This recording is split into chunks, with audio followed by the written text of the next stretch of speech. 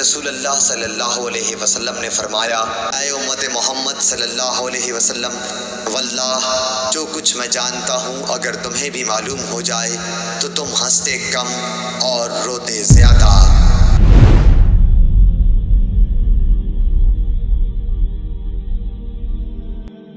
وَلَقَدْ ذَرَأْنَا لِجَهَنَّمَ كَثِيرًا مِنَ الْجِنِّ وَالْإِنسِ، اور بے شک جنوں اور انسانوں کی اکثریت ہم نے پیدا ہی دوزخ کے لیے کی ہے۔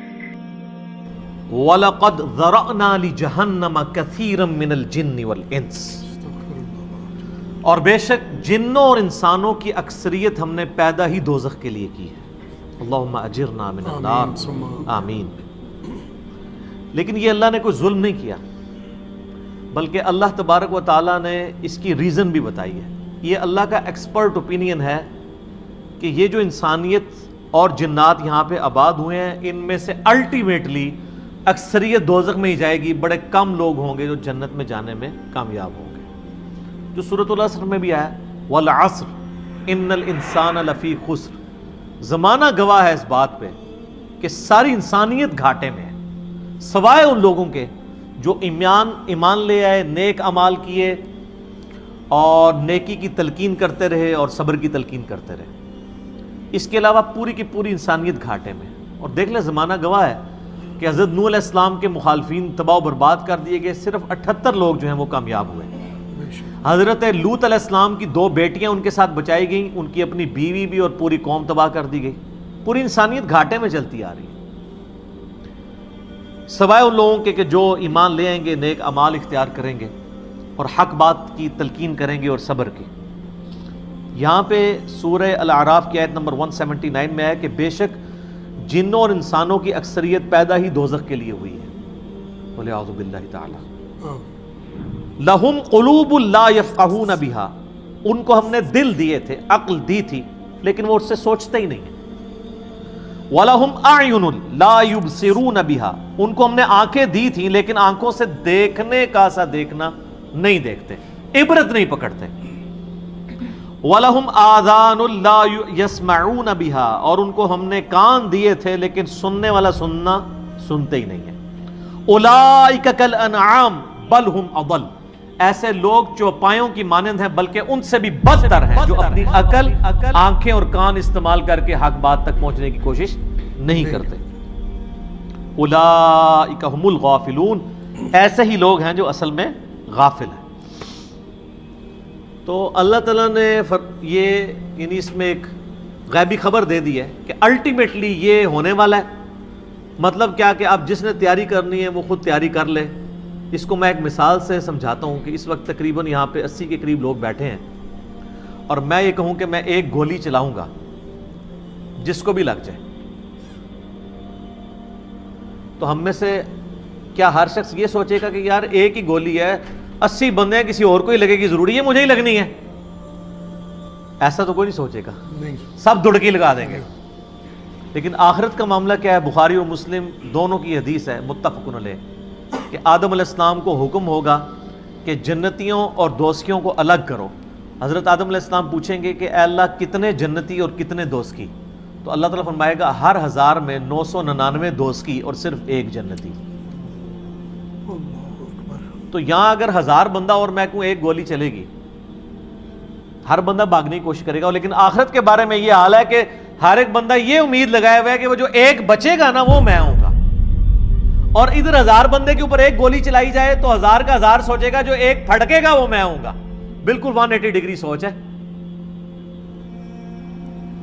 یا اس کو یوں سمجھے کہ میں کیونکہ ایک گولی چلاؤں گا 999 بچ جائیں گے، ایک کوئی لگے گی، کوئی نہیں کہے گا یار 999 بچنے ہیں تو چلو ایک میں بھی ان میں بچنے والوں میں ہوں گا، کہے گا کدھر میں ہی نہ پھنس جاؤں۔ اور آخرت میں تو معاملہ بالکل الٹ ہے۔ بہت کریٹیکل ایشو ہے، انسان کو اپنی آخرت کی فکر کرنی چاہیے، اللہ کو سیریس لینا چاہیے۔ جو لوگ دنیا میں اللہ کو سیریس لیتے ہیں وہی اپنی اصلاح کر لیتے ہیں، ورنہ اللہ تو بے پرواہ ہے۔ یقین کریں پوری کی پوری انسانیت دوزخ میں چلی جائے اللہ کو کوئی پرواہ نہیں ہے، پوری کی پوری انسانیت جنت میں چلی جائے اللہ کو کوئی پرواہ نہیں ہے۔ اور یہ جو اکثر لوگ مثالیں دیتے ہیں کہ جی دیکھیں کوئی ماں اپنے بچے کو کیسے دوزخ میں پھینک سکتی ہے، تو اللہ تعالیٰ تو ماں سے بھی بڑھ کے محبت کرتا ہے، وہ کیسے پھینکے گا؟ بھائی اس لیے پھینکے گا کہ اللہ تعالیٰ کے وہ احساسات نہیں ہیں جو ایک ماں کے ہوتے ہیں. ماں تو اپنی نفسانی خواہش یا محبت کی وجہ سے مغلوب ہو جاتی ہے، لیکن اللہ مغلوب نہیں ہوتا. اللہ تعالیٰ کیا فرعون سے اس کی ماں سے بڑھ کے محبت کرتا ہے جو اس کا باغی ہے؟ یہ محبت تو ان لوگوں کے لیے جو اس کے تابع فرمان ہو. جو اللہ کے دشمن ہیں ان کے بارے میں تو اللہ تعالیٰ فرماتا ہے انا من المجرمین منتقمون، ہم مجرموں سے انتقام لے کے چھوڑیں گے. ان کے لیے یہ معاملہ نہیں ہے. ہمیں تو یہ بتایا گیا ہے اللہ تعالیٰ ایک بوڑھی نانی اماں ہے جس نے یہ ایک نعوذ باللہ ایک سسٹم چلایا ہوا ہے، اینڈ پہ سب کچھ چھوڑ دے گا. نہ، اگر یہ بات ہوتی تو انبیاء کرام علیہ السلام کی تعلیمات اس طرح کی نہ ہوتی کہ لوگ جو ہے وہ کیجول زندگی گزارنا شروع کرتے ہیں. بڑی سٹرکٹ تعلیمات ہیں. جامع ترمذی میں حدیث ہے کہ سیدنا عثمان غنی رضی اللہ تعالیٰ عنہ علیہ السلام کے بارے میں آتا ہے کہ وہ جب کبھی قبرستان جاتے تو اتنا روتے کہ ان کی داڑھی آنسوؤں سے تر ہو جاتی. تو اصحاب پوچھتے کہ آپ کے سامنے جب جہنم کا ذکر ہوتا ہے آپ پہ اتنی خشیت طاری نہیں ہوتی، لیکن قبرستان میں قبر کے سامنے یہ معاملات آپ کے ساتھ کیوں ہوتے ہیں؟ تو انہوں نے کہا کہ میں نے نبی علیہ السلام سے خود سنا تھا کہ قبر آخرت کی منزلوں میں سے پہلی منزل ہے، جس کی یہ منزل پھنس گئی اس کی اگلی منازل مشکل ہو جائیں گی، اور جس کی یہ منزل آسان ہوئی اس کی اگلی منازل آسان ہوتی چلی جائے گی. یہ وہ شخص کہہ رہا ہے جسے 3 دفعہ جنت کی بشارت ملی ہوئی ہے. ہمارے پاس کوئی جنت کا ٹکٹ نہیں ہے اور ہماری بے پرواہی اپنے عروج کے اوپر ہے. اسی کو پنجابی میں کہا جاتا ہے نا، عقل نہ ہوئے تے موجیں ہی موجاں، عقل ہوئے تے سوچیں ہی سوچاں. جسے عقل نہیں ہوگی وہ موجیں مارے گا کیونکہ اسے پتہ نہیں ہے نا، لیکن جسے عقل ہوگی وہ سوچے گا کہ یار یہ معاملہ تو بڑا خطرناک ہو گیا. سب سے پہلی بات یہ کہ زندگی کی سب سے بڑی حقیقت موت ہے. ہم بلائے رکھتے ہیں، اپنے ذہن سے اسے دور رکھتے ہیں، لیکن واقعہ یہ ہے کہ زندگی کی سب سے بڑی حقیقت موت ہے. خدا کے منکر پیدا ہوئے ہیں لیکن موت کا انکار کرنے والا تو کوئی پیدا نہیں ہوا. اس لیے میں نے آیت آپ کو سنائی، کل نفس ذائقۃ الموت، ہر ذی نفس کو موت کا مزہ چکھنا ہے، ہر جاندار کو موت کا مزہ چکھنا ہے. ثم الینا ترجعون، پھر ہماری طرف لوٹا دیے جاؤ. تو زندگی کی سب سے اہم حقیقت موت، اور موت کے بعد رجوع اللہ، آخرت، یہ سب سے بڑی حقیقت ہے. ایک حقیقت سب مانتے ہیں، سب جانتے ہیں، دوسری حقیقت کے اوپر پردہ پڑا ہوا ہے.